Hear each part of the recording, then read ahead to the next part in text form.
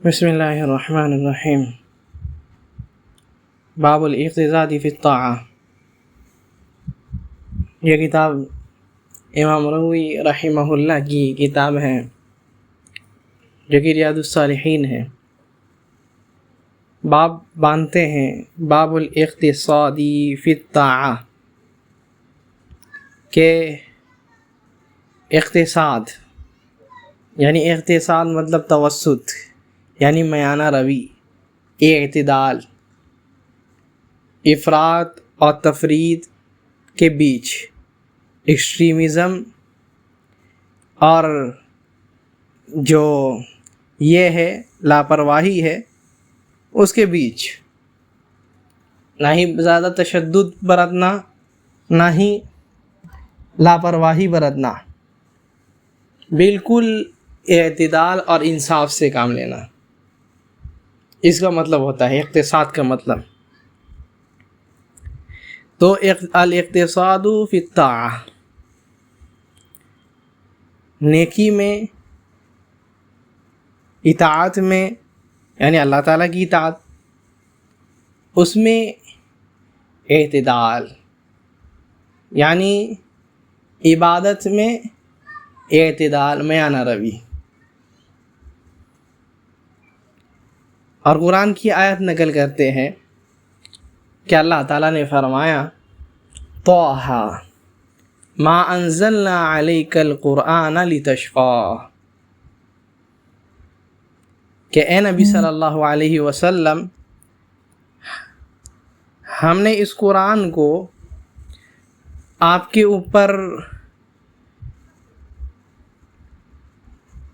تکلیف ہو یا ناگواری ہو یا مشکل ہو یا بدبختی کے لیے ہم نے اس کتاب کو آپ کے اوپر نہیں اتارا، بلکہ اس کو آپ کو جو دیا ہے الا تذکرۃ لمن یخشیٰ، جیسے کہ اس کے بعد والے آیت میں فرماتے ہیں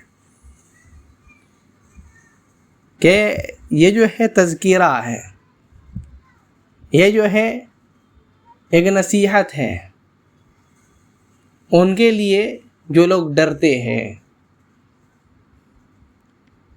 یہ جو آیت نازل ہوئی اس کا پس منظر جو مفسرین ذکر کرتے ہیں کہ جب نبی صلی اللہ علیہ وسلم پر قرآن نازل ہو رہا تھا تو یہ بات وہ لوگ مشرکین مکہ لوگ یہ کہے کہ یہ جو فرشتے کو دیکھتا ہے اس کے پاس کیا کیا آتا ہے کہتا ہے یہ، تو ما انزل ھذا القرآن علی محمد الا لیشقیٰ، ایسے کہتے تھے، نعوذ باللہ، کہ یہ جو قرآن نازل ہوتا ہے تو یہ اس کو بگاڑنے کے لیے، اس کے اوپر جو ہے یعنی اس کو خراب کرنے کے لیے، بگاڑنے کے لیے، بدبختی کے لیے، کم بختی کے لیے اس کے اوپر نازل ہوتا ہے، اللہ تعالیٰ اس کے اوپر نازل کرتے ہیں۔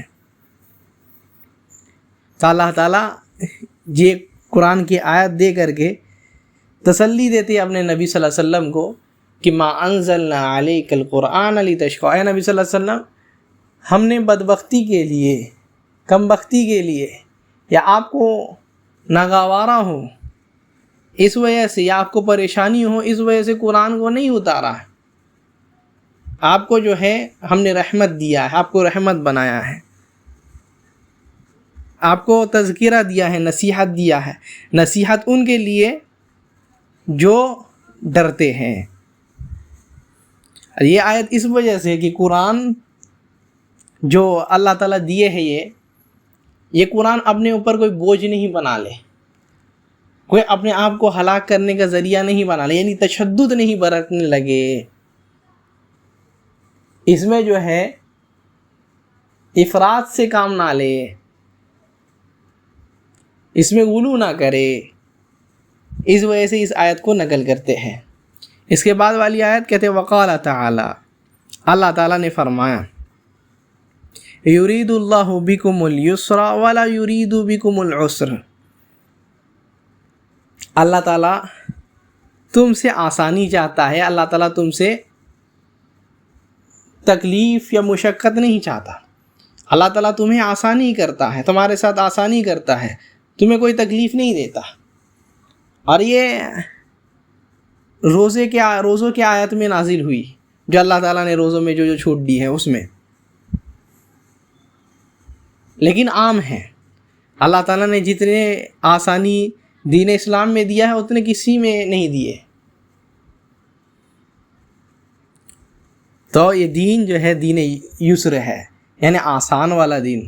اس لیے حدیث میں آتا بھی ہے کہ نبی صلی اللہ علیہ وسلم نے فرمایا الدین یسرن، دین آسان ہے، دین آسان ہے. اسی میں حدیث نقل کرتے ہیں 142 نمبر حدیث، جس کے راویہ عائشہ صدیقہ رضی اللہ عنہا ہے، کہتی ہیں کہ نبی صلی اللہ علیہ وسلم نے فرمایا، کہتی ہے کہ دخل علیہا ان نبی صلی اللہ علیہ وسلم دخل علیہا وعندها امرأہ، نبی صلی اللہ علیہ وسلم باہر سے گھر کو تشریف لائے تو ان کے پاس ایک خاتون تھی، ایک عورت تھی. تو نبی صلی اللہ علیہ وسلم پوچھتے ہیں من ہذہ، یہ کون ہے؟ تو کہتی ہے ہذہ فلانہ، یہ فلاں عورت ہے. تذکر من صلاتہا، اس کے نماز اور عبادتوں میں سے نبی صلی اللہ علیہ وسلم کو بتاتی ہے کہ یہ نیک گزار عورت ہے، یہ جو ہے عبادت کرنے والی عورت ہے، بہت نمازیں پڑھنے والی عورت ہے.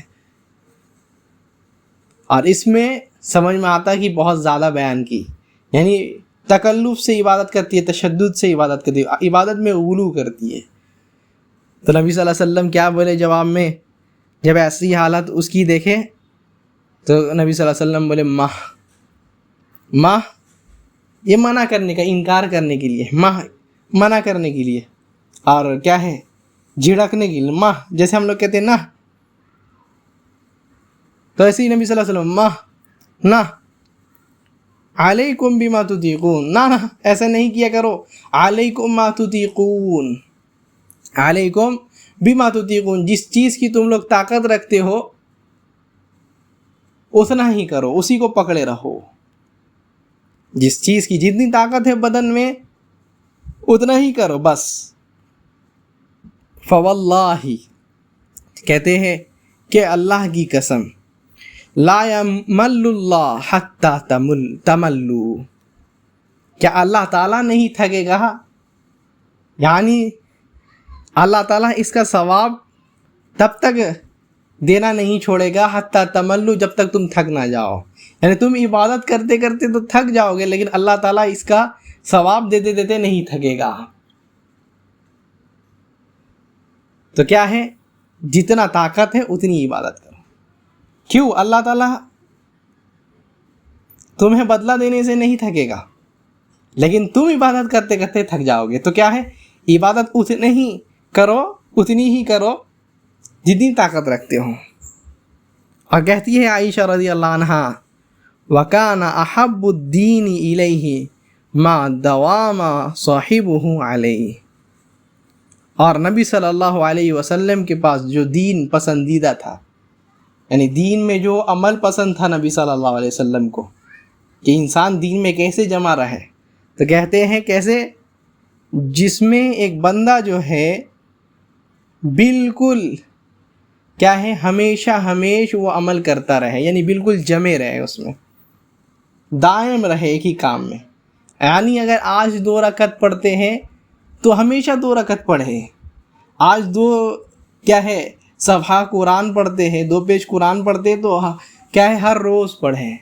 ایسا نہیں ہو کہ ایک دن ایک پارہ پڑھ لیے اس کے بعد 3-4 دن غائب، یا جیسے کرتے ہیں کیا ہے رمضان کے مہینے میں اچھے سے عبادت کریں، بہت عبادت کریں گے، رات جاگ کر کے عبادت کریں گے، لیکن پورے سال پھر غائب. یہ نبی صلی اللہ علیہ وسلم کو پسندیدہ نہیں تھا.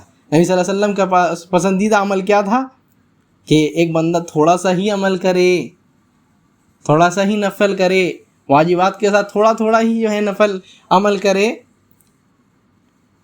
لیکن ہمیشہ کرتا رہے. تو یہ کیا ہے، اعتدال ہے، یعنی انسان کم ہی کرے لیکن ہمیشہ ہمیش کرتا رہیں تاکہ جو ہے انسان کو جو ہے اس کا ثواب بھی جو ہے ملتا رہے، اس کا فضل جو ہے ملتا رہے.